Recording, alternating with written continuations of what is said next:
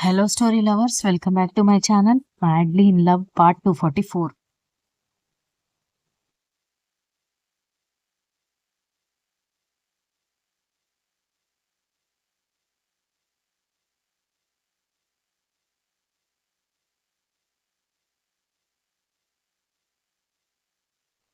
సంఘవి ప్రశ్నకి నవీన్ సమాధానం చెప్పలేకపోయాడు. ఆమె అడిగే ప్రతి ప్రశ్నలోనూ న్యాయం ఉంది. కానీ ఆ ప్రశ్నలకి సమాధానాలు తన దగ్గర లేకపోవడంతో ఏం చేయాలో తెలియక నవీన్ తికమక పడుతుంటే సమాధానం చెప్పవేంటి? దీనికి సమాధానం చెప్పడం ఎందుకు అనుకుంటున్నావా? లేకపోతే అసలు నాకు సమాధానం చెప్పడానికి నీ దగ్గర సమాధానమే లేదా? అని సంఘవి కోపంగా అడిగింది. సంఘవి, ఈ విషయాల గురించి మనం తర్వాత మాట్లాడుకుందాం. ఇంట్లో అందరూ నిద్రపోయారు. నువ్వింత గట్టిగా అరుస్తూ ఉంటే వాళ్ళందరూ నిద్రలేస్తారు. మనిద్దరం మళ్ళీ గొడవ పడుతున్నామని అనుకుంటారు. అసలు మా చెల్లెలు పెళ్ళయిందని అందరూ సంతోషంగా ఉన్నారు. మన వల్ల అది చెడిపోకూడదు అని అన్నాడు నవీన్.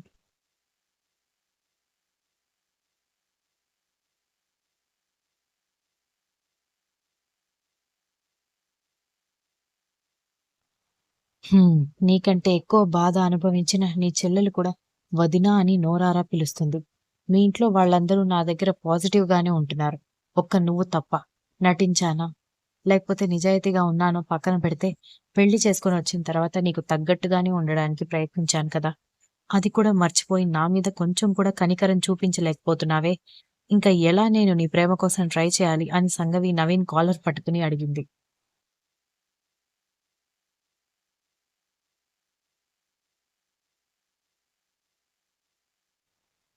నా లైఫ్‌లో పెళ్లి అని అంకం ముగిసిపోయింది సంగవి. నువ్వు మారిపోయావని, లేకపోతే ఇప్పుడు అందరూ కలిసిపోయారని నేను దాన్ని తిరిగి ఓపెన్ చేయలేను అని అన్నాడు. ఎందుకు? ఏం పెద్ద తప్పు చేశానని నీ జీవితంలో పెళ్లి అని అంకం ముగిసిపోవాలి? తప్పు చేసింది మా అమ్మ. నీకోసం మా అమ్మని కూడా దూరం పెట్టాను. నీకు కోపంగా ఉంటే నన్ను మా పుట్టింటికి పంపించకు. మా అమ్మతో మాట్లాడొద్దని చెప్పు. అంతేకాని నీ చెల్లెలికి పడిన శిక్ష నాకు కూడా వేయడం ఎంతటి అన్యాయం తెలుసా అని అంది.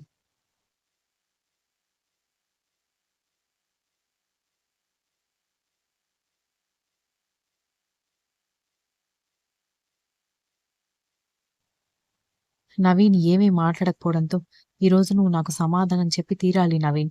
లేకపోతే నేనంత సులభంగా నిన్ను వదిలిపెట్టను" అనగానే, "ఎందుకిలా మొండి పట్టు పడుతున్నావు సంగవి? ఇప్పుడు విడిపోయిన మన 2 దారులు కలపాలని ఎందుకు మొండి పట్టు పడుతున్నావు? నీ తల్లిదండ్రులకి కోట్ల ఆస్తి ఉంది. కావాలనుకుంటే అంటే 1,00,00,000 మందిని తీసుకొచ్చి నీకు పెళ్లి చేయగలుగుతారు. ఈ పేద ఇంటి వాడితో కాపురం కోసం ఎందుకింత తాపత్రయపడుతున్నావు?" అని అడిగాడు నవీన్.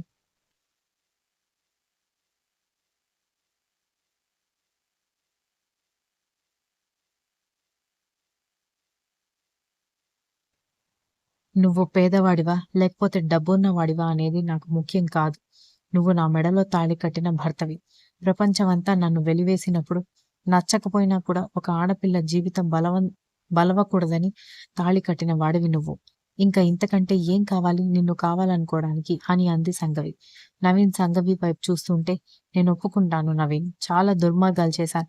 చాలా పాపాలు చేశాను. డబ్బు పొగరు నెత్తికెక్కి కన్ను మిన్ను కానకుండా ప్రవర్తించాను. అవన్నీ ఇప్పుడు నేను మానేశాను. ఇప్పుడు నేను ఒక మధ్య తరగతి ఇంటికి కోడలిగా ఉండాలనుకుంటున్నాను. నువ్వేం తీసుకొచ్చి తినిపిస్తే అది తింటాను. గంజి నీళ్లు పోస్తావా? గంజి తాగుతాను. రొట్టె ముక్క పెడతావా? అదే తింటాను. ఏ పంచభక్ష పరమాన్నాలు వద్దు. ఎలాంటి లగ్జరీస్ వద్దు. ఎలాంటి కాస్ట్‌లీ కార్‌లొద్దు, మేకప్ సెట్స్ వద్దు అని అంటూ వెంటనే లోపలికెళ్ళి తన హ్యాండ్ బ్యాగ్ తీసుకొచ్చి హ్యాండ్ బ్యాగ్ మొత్తం కింద బోర్లించి చూపించింది.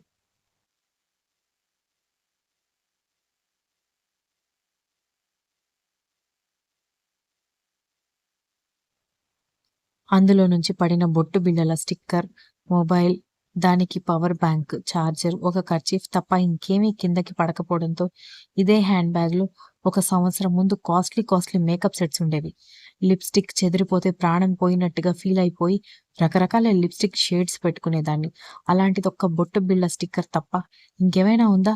లిప్ బామ్ కూడా వాడడం లేదు నేను. ఇవన్నీ నేనెందుకు మానేయాలి? ఎవరి కోసం మానేస్తాను? అని అడిగేసరికి నవీన్ ఆశ్చర్యంగా చూశాడు.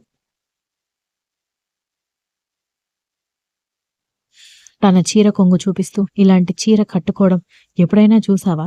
పెళ్ళైన కొత్తలో కూడా సిల్క్ సాటిన్ శారీస్ కట్టుకున్నాను. ఇప్పుడు మొత్తం కాటన్ చీరలు మాత్రమే కడుతున్నాను. ఇదంతా ఎవరి కోసం చేస్తున్నాను?" అని అడిగింది. నవీన్ ఆశ్చర్యంగా సంఘవి వైపు చూస్తుంటే నీకోసం. నేనింతలా మారుతూ వస్తూ ఉంటే నాలో మార్పు గమనించలేదు సరే. ఇప్పుడు ఏదో ఒక విషయంలో హంగామా చేస్తూ ఉండే సంఘవి ఇన్ని రోజుల మౌనంగా ఎలా ఉందని ఇన్ని రోజుల్లో ఒక్కసారైనా ఆలోచించావా అని అడిగింది.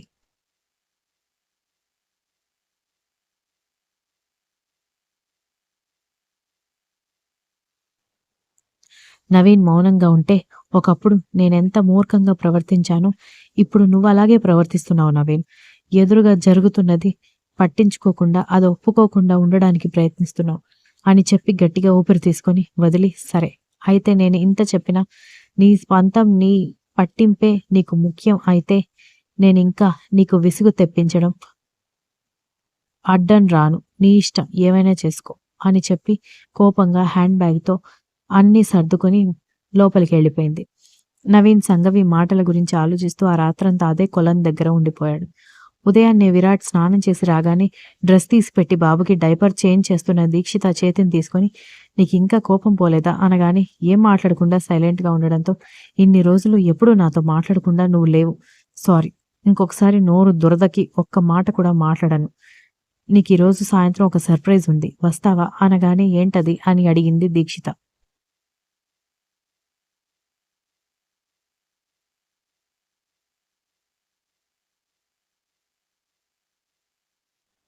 వెళ్ళాక చూపిస్తానులే.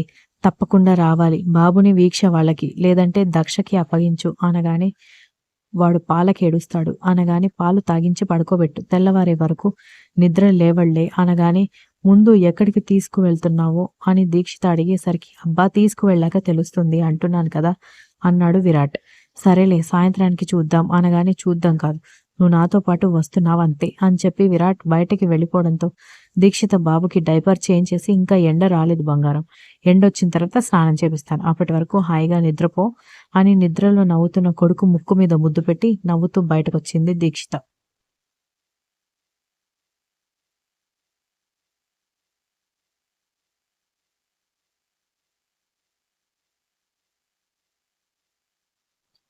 దక్షకి టిఫిన్ తినిపిస్తున్న కర్ణ కనిపించేసరికి ఏంటి నిన్న నైట్ కర్ణగారికి అది తినిపించింది కాబట్టి ఇప్పుడు కర్ణగారు దానికి తినిపిస్తున్నాడా అని వీక్షని అడిగింది దీక్షిత. కాదు మేడం గారు నిన్న 1,00,000 దీపాలకి పైన వెలిగించింది కదా, చేతులు ఎర్రబడ్డాయి కదా, మనం కూడా మంట తగ్గిందిలే అనుకున్నా అది మంట పుడుతున్న బొగ్గలొచ్చిన చేతులతోనే వంట చేసింది. బావకి భోజనం తినిపించింది. రాత్రి మంట తట్టుకోలేక లేచి ఏడ్చిందంట. దాంతో ఆయింట్మెంట్ పెట్టి పడుకున్నాడంట బావ. ఇంక ఉదయాన్నే లేచి వచ్చాక బావ దగ్గరుండి దాని పనులన్నీ చేసి ఇప్పుడు టిఫిన్ తినిపిస్తున్నాడు అని చెప్పింది వీక్ష.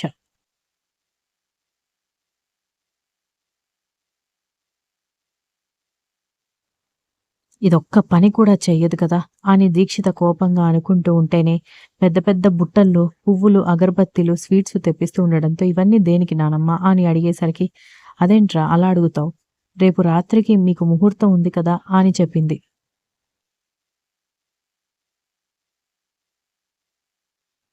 ఇప్పుడు వద్దు అని చెప్పడంతో దక్ష అయోమయంగా చూసి ఎందుకొద్దు అనగానే నీ చేతులు ఇలా ఉన్నాయి కదా అనగానే ఏం పర్లేదులే అమ్మమ్మ నువ్వు ఆయన మాటలు పట్టించుకోకు, మీ అరేంజ్మెంట్స్ మీరు చేసుకోండి అని చెప్పడంతో ఆవిడ నవ్వుతూ సరే అని చెప్పింది.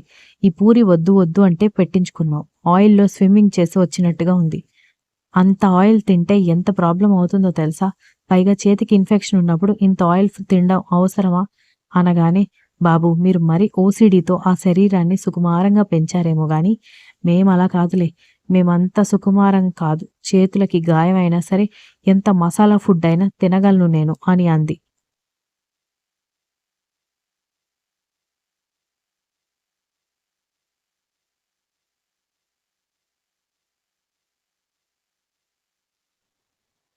అబ్బో! తమరు ఐరన్ వుమెన్ మరి. ఏదైనా తిని అరాయించుకోగలరు. అయితే పూరి ఎందుకు బ్లేడ్లు, రాళ్ళు తీసుకొస్తాను. అవి కూడా తిని డైజెస్ట్ చేసుకో అనగానే తిని డైజెస్ట్ చేసుకోవచ్చు కానీ నమలడానికి నా పళ్ళంత స్ట్రాంగ్‌గా లేవు అని చెప్పేసరికి ఆమె డిప్ప మీద ఒకటేశాడు. Continues. If you like the story please like, share, comment and don't forget to subscribe.